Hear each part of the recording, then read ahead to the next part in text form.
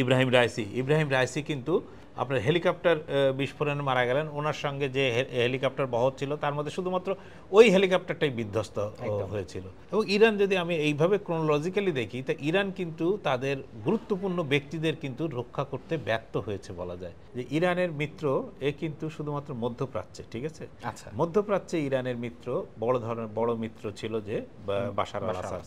Iran যখন ইরানে Islamic বিপ্লব হওয়ার পরে যখন ইরাকের সঙ্গে যুদ্ধে জড়িয়ে পড়ে, তখন কিন্তু ইরানের পাশে একমাত্র যে দেশ দাঁড়িয়েছিল সেটা হচ্ছে বাশার আল আসাদের, তার বাবা হাফিজ আল আসাদের সিরিয়া।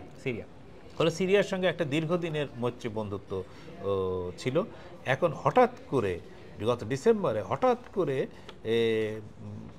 বাশার আল আসাদের সরকারের এই যে পতন, এটা ধরেন কেউই ভাবেনি, ইরানও ভাবতে পেরেছিল বলে মনে হয় না। ফলে তাদের কাছে এটা একটা বড় ধাক্কা।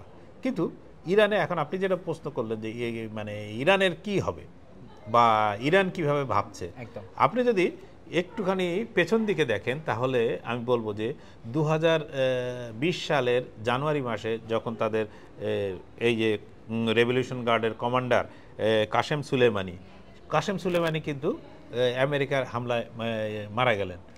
তারপরে হামাস নেতা ইসমাইল হানিয়া, যিনি প্রেসিডেন্টের ওথ বা শপথ নেওয়ার অনুষ্ঠানে যোগ দিতে গিয়ে তেহরানে সুরক্ষিত এলাকায় তাকে হত্যা করা হলো। এরপরে যদি বলি যে ইরানের প্রেসিডেন্ট ইব্রাহিম রাইসি কিন্তু আপনার হেলিকপ্টার বিস্ফোরণে মারা গেলেন। ওনার সঙ্গে যে হেলিকপ্টার বহর ছিল তার মধ্যে শুধুমাত্র ওই হেলিকপ্টারটাই বিধ্বস্ত হয়েছিল। বলা শেষ পর্যন্ত অনেক জায়গায় যে প্রতিবেদন এসেছে বা যে কথা বলা হচ্ছে সেটা হচ্ছে যে ওর মধ্যে কারোর কাছে পেজার ছিল, যে পেজারের বিস্ফোরণ আমরা লেবাননে দেখেছি যে হিজবুল্লাহর বিভিন্ন অফিসে, তারপরে তাদের লোকজনের কাছে যে পেজারের বিস্ফোরণ ঘটে, সেই পেজারের মাধ্যমে হয়তো হেলিকপ্টারকে ধ্বংস করা হয়েছে। এরপরে যদি আসি যে আপনার লেবাননের যে এটা হচ্ছে যে হিজবুল্লাহর গোষ্ঠী যিনি প্রধান ছিলেন নাসরাল্লাহ, সেই নাসরাল্লাহকেও কিন্তু ইরান রক্ষা করতে পারেনি। এবং ইরান যদি আমি এইভাবে ক্রোনোলজিক্যালি দেখি, তা ইরান কিন্তু তাদের গুরুত্বপূর্ণ ব্যক্তিদের কিন্তু রক্ষা করতে ব্যর্থ হয়েছে বলা যায়। এবং রক্ষা করতে কারা কী জন্য রক্ষা করতে পারেনি তারা কিন্তু এটা খুব ভালো জানে।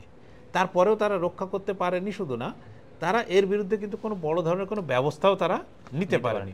ফলে এক প্রকার মেনে নিয়েছে যে এই ধরনের একটা জিনিস ঘটতে থাকবে এবং তারাও এর মধ্যে দিয়েই তাদেরকে চলতে হবে।